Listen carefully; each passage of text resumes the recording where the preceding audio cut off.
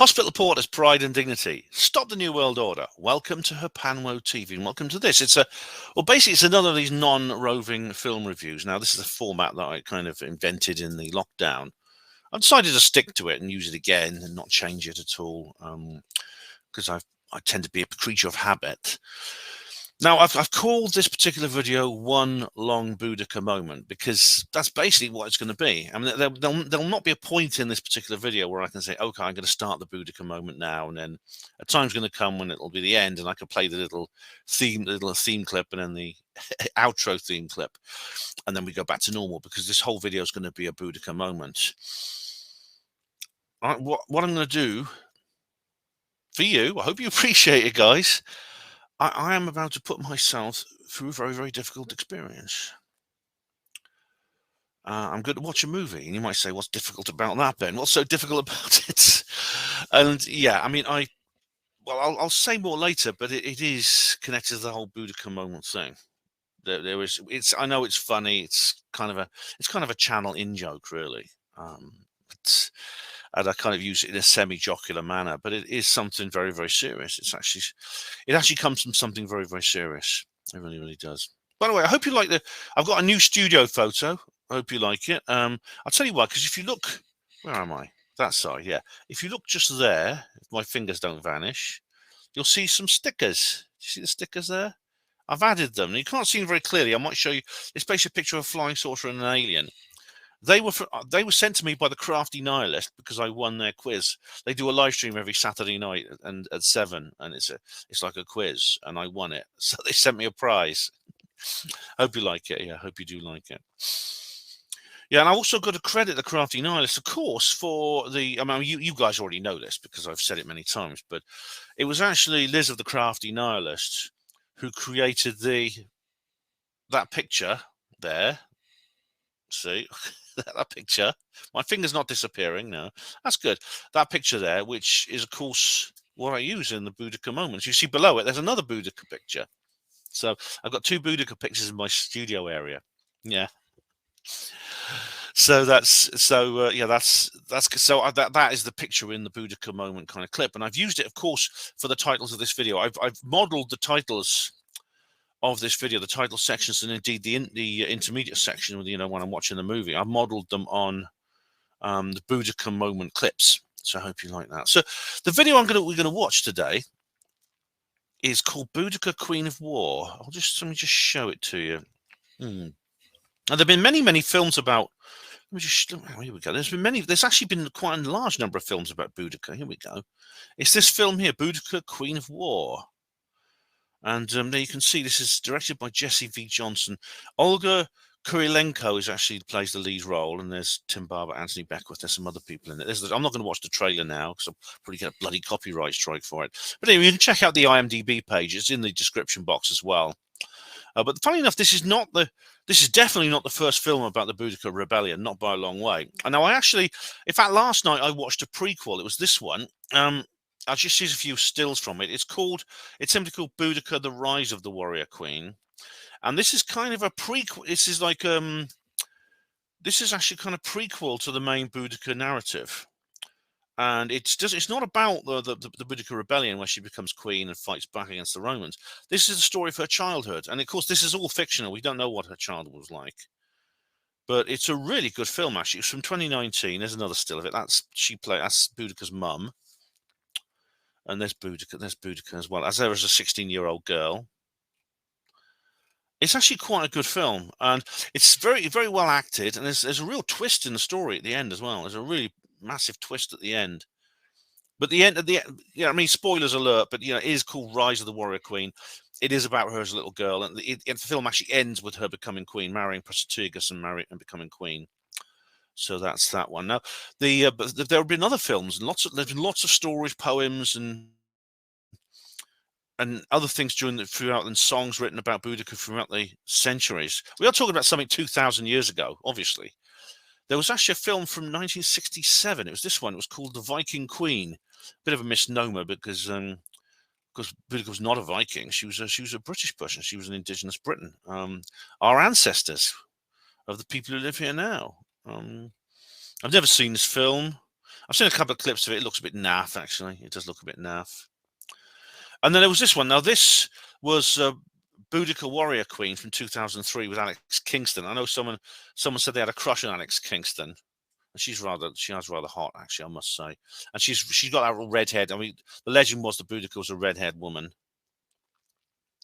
And this is the scene where she's been whipped. It's horrible, that is. I mean, it's, as I said, it's that kind of story, you know. It's but this was actually, it was very good. It was very good indeed. Not perfect, but I think it's probably I really, really. No, I won't use the word enjoyed, because I never enjoy watching films about this subject. But it was very well done. I thought it was very well done. And this is one I've not seen before. Someone actually mentioned this in the chat box. They said, "Ben, have you seen there's a new film about Boudica? Have you seen it?" I thought, no, I haven't. And I suddenly looked and I saw there were two. There was the prequel one, which is not connected to the film I'm about to watch. It's a completely separate production. And there's the Boudica Queen of War, which I'm about to watch now. And so, well, there's nothing I can do except kind of get it over with. I mean, as I said, this is not going to be easy for me. I'll explain why afterwards, but I'm sort of feel some trepidation, to be honest. I really do.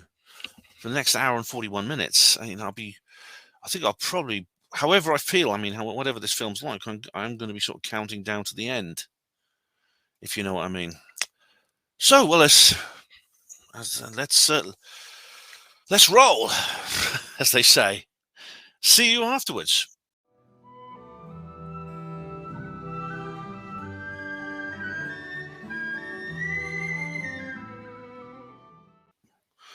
Okay, well, I've seen it. Yeah, it was actually not as good as the 2003 film. Not as good by a long way, and it wasn't as gritty as that. It wasn't as pure, but it's still the same story, and it's drawn directly from Tacitus's Chronicles. You may wonder why am I like this about this story when I'm an anti-feminist, and Boudica is like this heroine, this female who plays a masculine role. And I guess we're just very contradictory creatures. We humans, we are definitely. I'm not the only person in the world, I think, who is moved so much by a historical event. Has this ever happened to any of you? Where there's something, it doesn't necessarily have to be something real. It could just be a story, something fictional, a film or a book. I know a lot of people feel this about Lord of the Rings,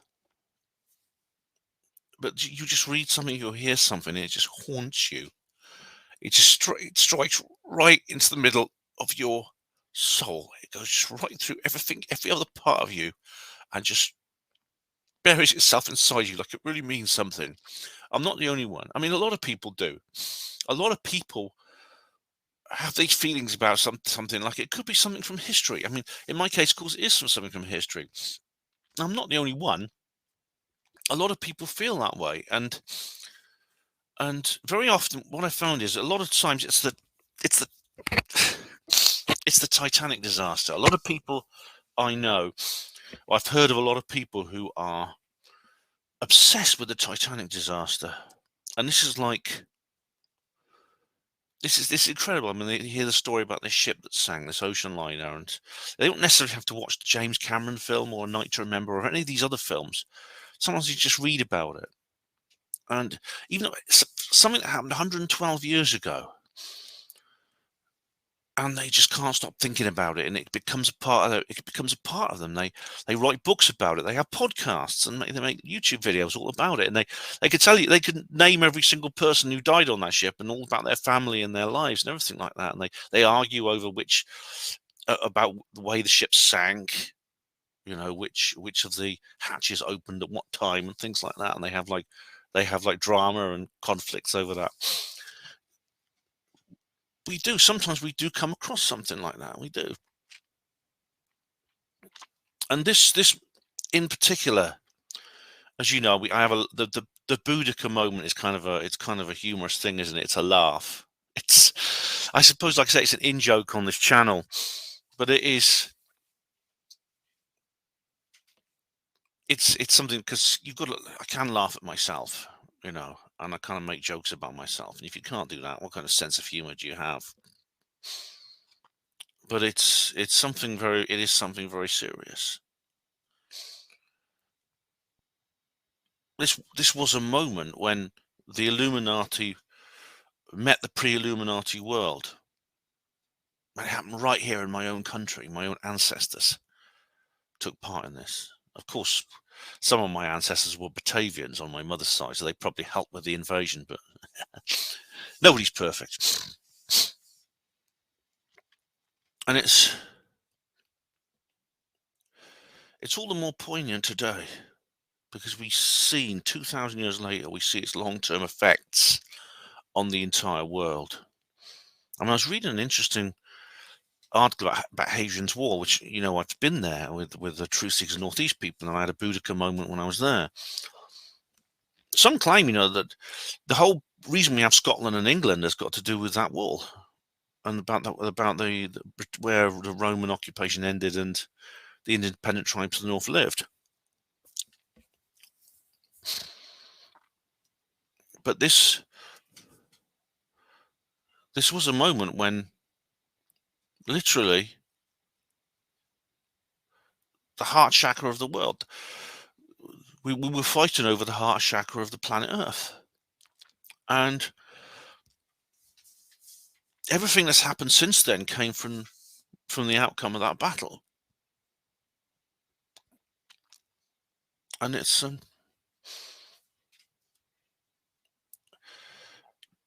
what happened there was because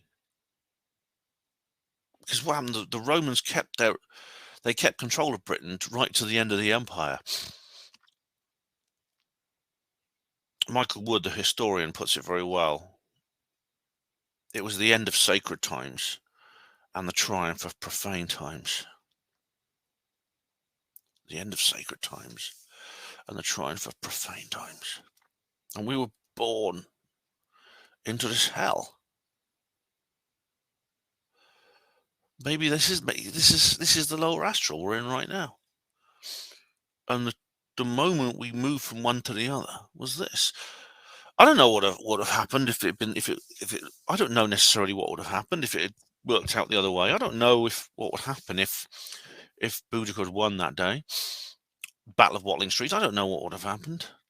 I don't know that that would have been it for the Illuminati, and that would been then we'd have the post-Illuminati world. I don't know. I know that the Illuminatis had to have the heart chakra of the earth. This is why the Romans ended up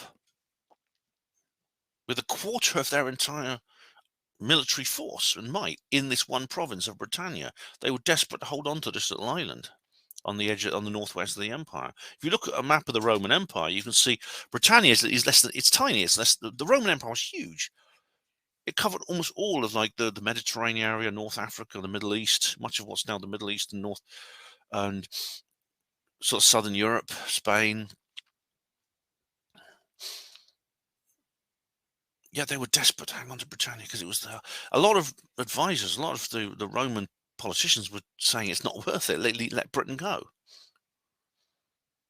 And indeed, the Romans did occupy southern Scotland for a while, right up to what the Antonine War, which was a small version of Hadrian's Wall, and then for about 20 years they gave up and just went back to Hadrian's Wall. But no, they had to have Britain. They had to have the heart chakra of the earth, and the Illuminati knew this. If you don't know what I'm talking about, then I can't. To go into background, the whole background of it would mean basically remaking half a dozen videos on my channel. But you can find videos where I talk, especially the ones about walking on the edge of the world. That's a good video to watch, and a couple of others. The Bath one, where I went to Bath. Watch that one too.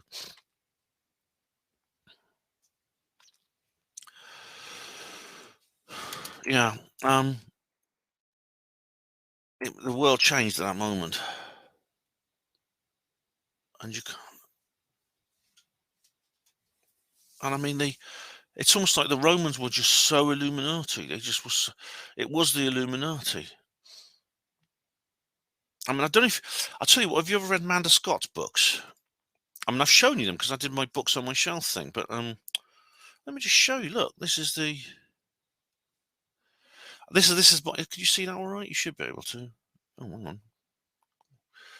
Oh, hang on, it's the wrong one. That's it. That's better. Yeah, that's better. Can you see? Can you see those? That's my bookshelf there. I think I've shown you this before. Those are the 4 books of the Boudica Quartet by Amanda Scott. Dreaming the Eagle, Dreaming the Serpent Spear, Dreaming the Bull, Dreaming the Hound. And they're just outstanding. They are. They tell the whole story perfectly.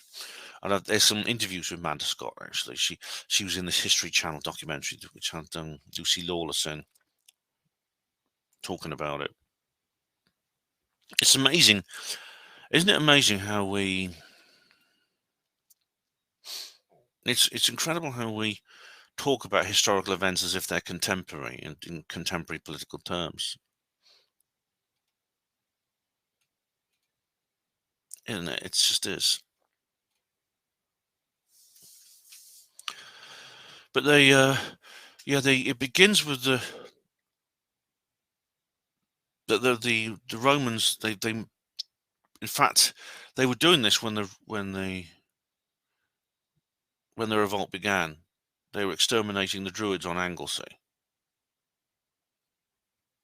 because Anglesey was a sacred place for the Druids. Someone found a sacred chain there a few years ago. There's like loads of archaeological things there, but the Romans had to destroy it, so they crossed the Menai Straits. And in the book, in Amanda Scott's book, the Druids, they light these fires which give off poison smoke. It's like a kind of chemical weapon.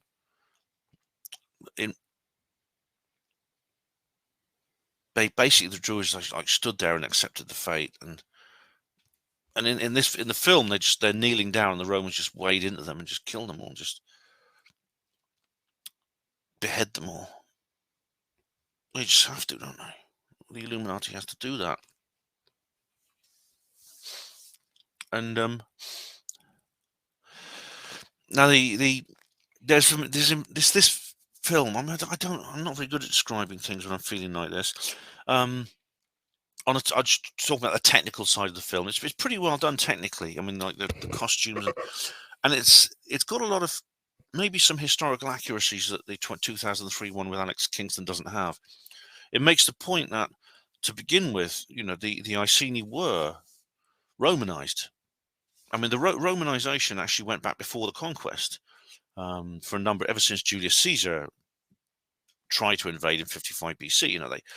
There was a lot of Britons did accept Roman cultural influence, and they had trading links, and they started to learn to speak Latin, and they built square houses instead of round houses. And Amanda Scott in the book, the characters in Amanda Scott's book describe how the Romans have to have everything square, where the Britons, the Celts, everything's round. There's no straight lines. Everything's round or curved. And they're very Romanized. I mean, like, for example, Boudica dresses as a Roman lady, and she takes her family to the town, to the market, and probably Colchester, which was the capital. The Iceni was at the Iceni, or the Iceni, whatever, they were actually in Norfolk, what's now Norfolk. And they can get makeup. There's like a cosmetic stall in the market, and there's this, and it's almost like something modern. It's almost like the Body Shop or something. And they're trying to flog all this imported perfume and cosmetics, and they wax Boudica's eyebrows to make them the right shape. And Prasutagus and the family, they talk about the other tribes as barbarians, the ones that have not been Romanized. I mean, there's some historical inaccuracies. For example, you see some Christians being crucified. Now, that there were no Christians in Britain in those days. That was way before the persecutions of Christians began that widespread. I mean, it was the Christian church didn't come to Britain until long after that. But then these barbarian tribes, they when they're at this marketplace, the Trinovantians come up. The Trinovantians, these tribes, they come up and they kneel before Boudica and they say they give her the name Boudica because that's actually not her name. Her birth name is given to her, and they kneel before her and say she's their savior. It's a prophecy, and you know that something is wrong because the procurator turns up. He's a guy called Catus Decianus, and you can see he's a bad guy. He's a very good villain. And Prasutagus has to kneel and kiss his ring, and you can see he looks embarrassed, and all the other people look embarrassed. And you can see that Prasutagus feels this inner conflict, and you know that Catus is not to be trusted. I'll try to avoid spoilers with this because it's, of course, it's difficult to talk about the film technically anyway. But as you know, it's everything changes when Prasutagus dies, and Boudica's she's crowned. There's a coronation ceremony where she's crowned. In other words, there's no crown; they put a gold torque around her neck.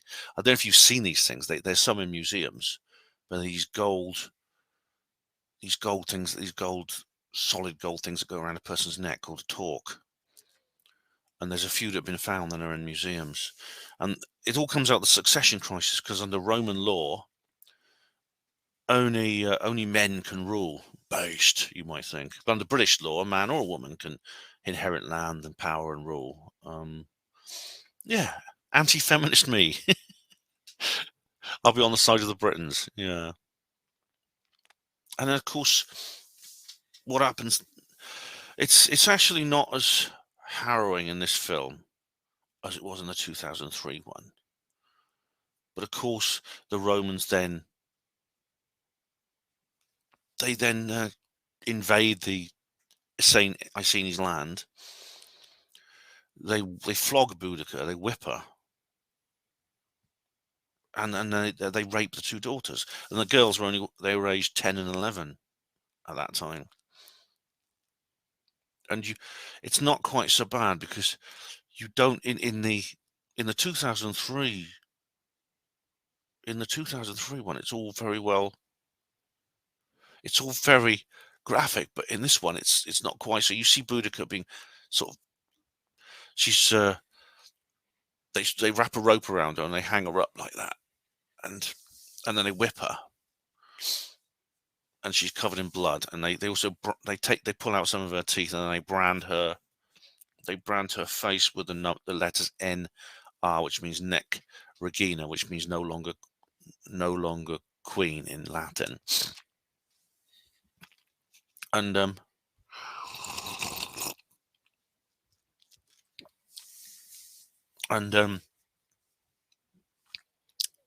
and then of course there's that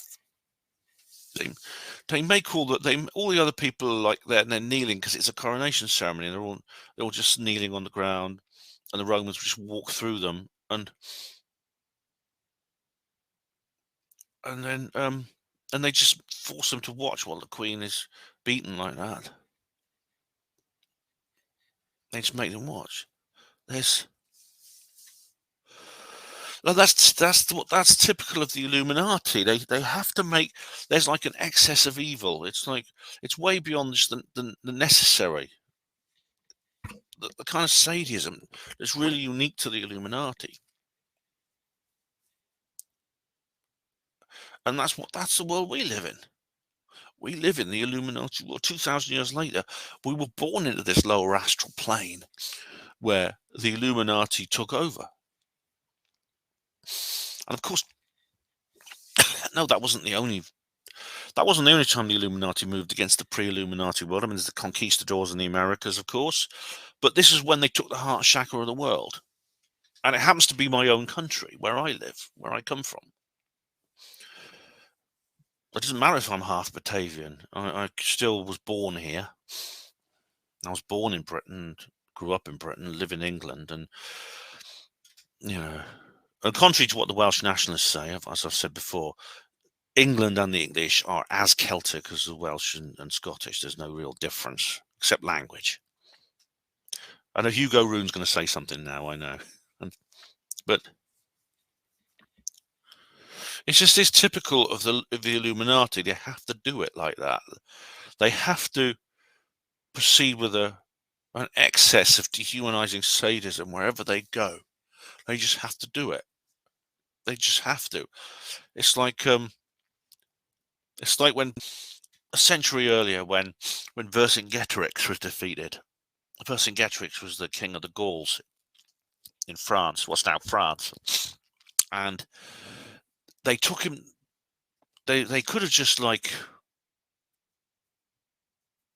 could have just given him a noble. They could have treated him as a noble enemy, but the Loomies couldn't do that. They had to take him to Rome, and they had to go through this public humiliation ceremony where he laid his arms at the feet of the emperor, and then he was simply hanged in front of everyone. He was hanged in front of everyone in front of the cheering, shivering, baying crowd. The blind dwarfs. The blind dwarfs. That's a good word, isn't it? Blind dwarfs was a term coined by Heathcote Williams in his poem Whale Nation, which was about whale hunting. Again, that's something I don't think I could watch that again. I couldn't. There was a movie. I couldn't read that again.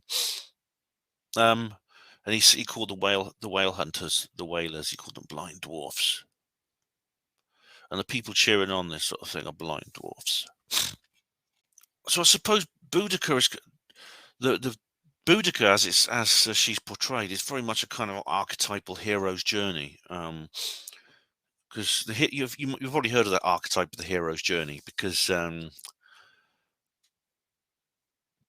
Colin Woolford in his talk about Star Wars has talked about this.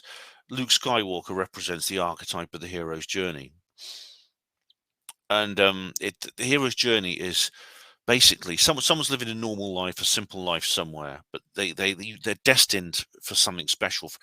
They have a special destiny, and then something happens. Usually, it's a disaster or massive change in their life, which sends them off onto a completely different kind of life, where they have to do something they would never have considered doing before in a heroic way. This is basically what happened to Luke Skywalker. His own family were killed on Tatooine, and he had to go and learn the ways of the Force and then take on Darth Vader and things like that. It's also the story of Frodo Baggins in Lord of the Rings. He also is that's a good example of the hero's journey, as is Bilbo Baggins. It's a hero's journey. And this is what Boudica does, because after her flogging, she's rescued by the barbarians, and then she becomes one of them. And I should point out there was a supernatural element to this film, which is present in the 2003 one, but it's much more obvious in this. For example, there are druids, who clearly have great powers, and they can see spirits. I won't give any spoilers here, but they can see spirits, and they have mediumistic powers, and they can communicate. And at one point, one of the barbarians, Boudica has this sword. It's a special sword, which is like an heirloom. And he says, "Oh, this is a useless sword." He throws it in this pond, and Boudica dives into the pond and picks the sword up off the bed of the pond. Before he throws it away, he bends it over his knee to make it useless. She comes out and is magically repaired. Once more, this sword will levitate. It'll, like, if she's lying somewhere, she holds her hand out like that, and the sword will rise into her arms, into her hand. And there's a few elements to this. There's a few elements to this film I think are a bit tacky and badly done. For example, the barbarians have a language. They speak in a different language, but that language is French. They just speak French. Now that's silly, because French is a language that didn't exist back then and has never been spoken. Well, it was spoken by the Normans in Britain, but that was a millennium later. So why do they do that? It's like in that film, The Eagle. That wasn't a bad film, but the Caledonians in Scotland in that film, The Eagle, they speak Scottish Gaelic, which is a modern language. It's descended from Celtic, which is the language that we spoke in those days, the British language. But in the same way, Italian and Spanish were descended from Latin, so why don't the Romans speak Spanish or Italian? Um, so yeah, it has this supernatural element to it,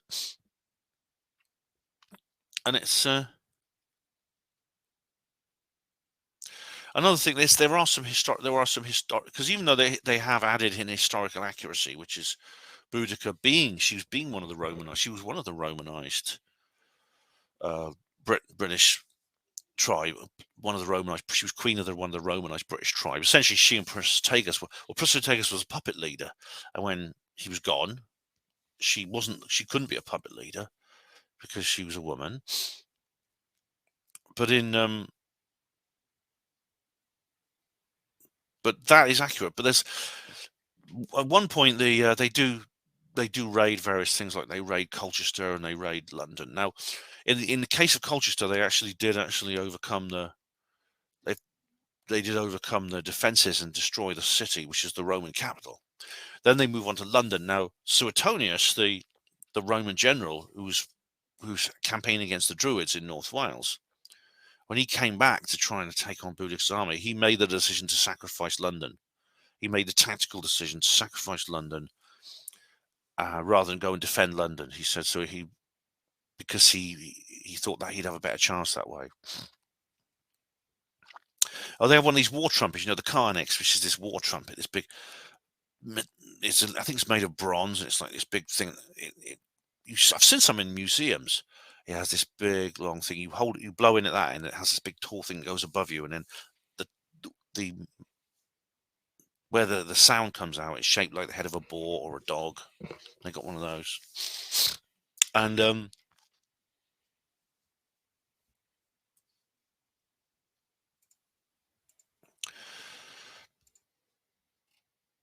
yeah, there's like the NR that there was the brand on Boudica's cheeks. It becomes the other everyone else in Boudica's army also gets that brand on their cheek, NR. I mean, most of them don't know what it means, but it's rather like what I talked about in one of the St. Theo's videos. Do you remember me I told you in one of the St. Theo's videos about that film, Bofa, where the policemen, they take the word pig and they turn it into an acronym: pride, intelligence, guts. So the insult is then turned on its head. It's like a dignity statement in true hospital portering tradition.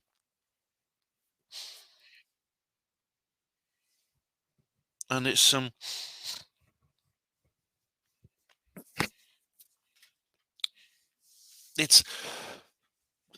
not up to the 2003 film is better, much better. The one with Alex Kingston. She's actually better. I mean, the actress playing Boudica in this film wasn't bad. Olga, what's her name? Olga somebody. Olga Kurilenko. She's not bad, but Alex Kingston was better. And Suetonius was brilliant in the 2003 film, because he's got like two sides to himself, because Suetonius in the 2003 film is full of self-doubt. He's sitting there and he's talking before the night of the Battle of Watling Street. He's sort of like sitting in the Roman camp, looking down on the British camp, on Boudica's army, and the Romans are like, and the other Romans like making lots of disparaging comments about them, and these, and they're just like, there's women and children there fighting too, and yeah, well, as Amanda Scott said, this was a family war. This was a family war. When she's interviewed in this documentary, she says that. Suetonius, he says, oh, I would show. I mean, I can't be bothered to go out and get it now. You can go and look at it. The 2003 film is called The Boudica Warrior Queen. It's actually a freebie on YouTube at the moment if you want to check it out. Suetonius, like I say, he's full of self-doubt. He's full of moral dilemmas. And he says he's leading the Roman legions, the legions from North Wales. He's leading them against Boudica's army, but he said, "Look, what are we doing here?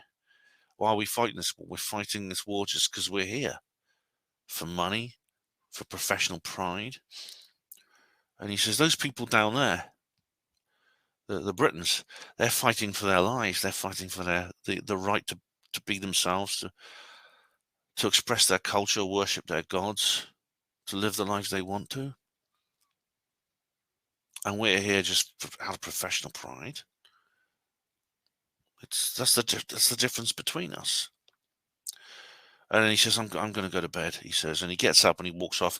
And one of the Romans says, and a splendid victory for the emperor tomorrow, Suetonius. And he replies, and he goes, yeah, quite. It's almost like he understands at that moment. He still does his duty. But at the end of the battle, he says, he actually meets up with Boudica and says, you fought bravely, I can now accept your surrender. And she says, you don't expect me to agree. And he says, no. It's like, at that moment, there's a moment when there's just a flashing of humanity between the two of them. At that moment, it's like he ceased to be Illuminati. That's what it felt like. It's not as good. It's not as good. This new film, this 2023 film, as compared to the 2003 one, it's not.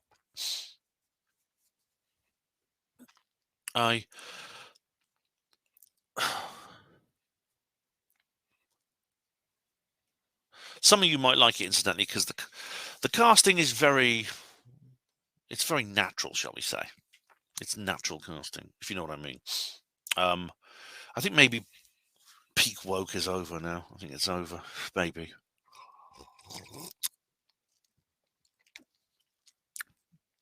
Unless someone does want to remake Zulu with white people playing the Zulus. Oh, no. On the subject of Zulu, it's just like, it just goes to show the difference. Because Zulu's a great movie. If you compare the battles depicted in the film Zulu to that of the Watling Street, or the general Romans, the Romans, how they generally behaved. At the end of the, as you know, you probably, I can tell you what happens at the end of Zulu, but at the end when the Zulus give up, they salute, they do another like chant, and the British think they're about to attack again. They say, no, they're saluting you as an enemy for being a great warrior. They're saluting their enemies for being great warriors. They've learned, and that's the message of the film. They've learned to get into conflict with other people, even very violent conflict, and yet not lose your humanity. Not lose your humanity. But the Romans, everything the Romans did was about stripping us of our humanity. The humiliation of the people, the beating of Boudica. And you don't see the girls getting beaten or raped. I mean, you do in the 2003 film, you see, and at the end, but you don't see it in this one, and so it's less graphic. This new film, which is good, but it lacks that drama, that intense drama where after they've raped the girls and beaten Boudica, she tells them to get up. She says, "No crying, my brave girls. No crying, my brave girls." And then she takes them back to the camp, to their village, and she's saying to not tell them not to cry, to walk up straight and to walk out of the Roman. I think she's been left there. The Romans just untied them and just left them there and gone about their business like they're just nothing. And she does what I tried to get the porters to do at the hospital: stand up straight, no crying, and just walk out. And it's far more brutal and intense in the 2003 film. Far more. Far more.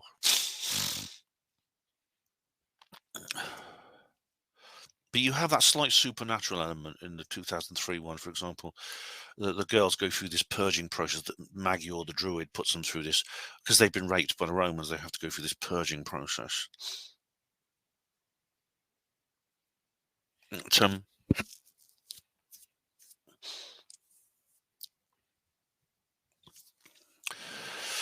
As I said, what? I don't know why does this affect me so much.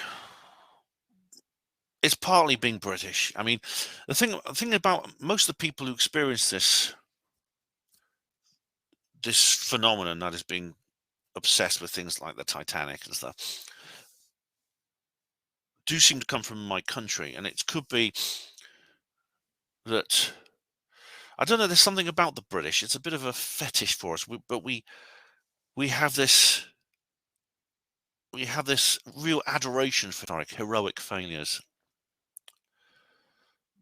Boudica, the Boudica Rebellion was the greatest heroic failure ever.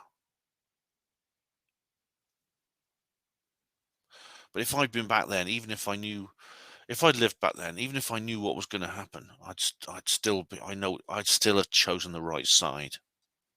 Sometimes you just got to do that, regardless of what happens. You got to choose the right side. And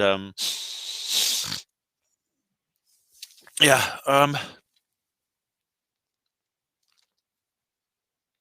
you got to choose the right side, whatever happens. Maybe I had a past life then. I don't know. Maybe that's why. Maybe I had a past life back then. I have no conscious memories of past lives, none at all.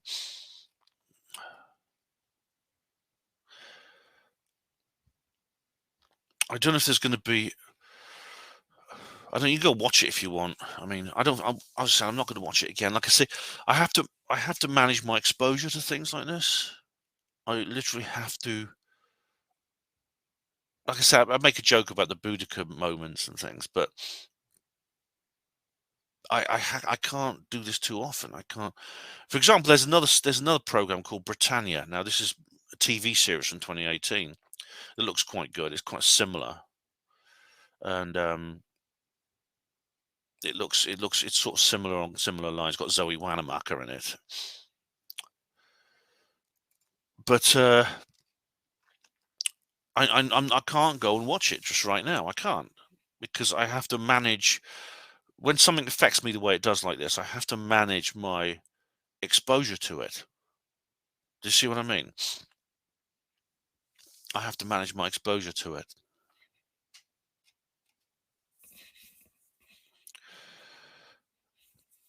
I don't know if there's ever going to be. There may be. You see, if there's other films come out about this, I'd watch them. Like, I was always preparing myself for Mel Gibson's film, because Mel Gibson was going to make a film. It was a cancelled project. Probably, I bet Gary Robinson knows all about this. He can correct me if I make mistakes.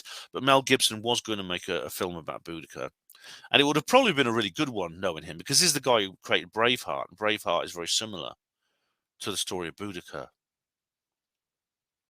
and it would have been good, because probably what he would have done, I expect, is to have the dialogue in original languages, so Latin, in other words, and he would have, I don't think he would have just made everyone speak Scottish Gaelic like the Eagle producers did, which is a very cheap Hollywood move.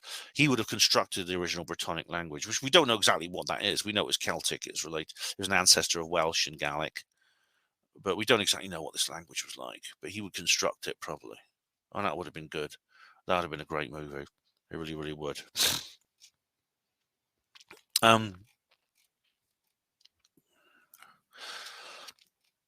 Yeah. So you go and watch it if you want. I'm glad I've done this. I'm glad I've done this thing. I need to do this every so often. But this is why I have the Boudica moments, because of this. And it's a joke, I know, but there's a serious side to it as well. Because Boudica, I would say Boudica is my queen, and those Anunnaki reptilians in Buckingham Palace, they'll never be my queen or king. Never. So thank you, everyone, for watching Herpanmo TV. Hospital Porter's Pride and Dignity. Stop the New World Order. Such a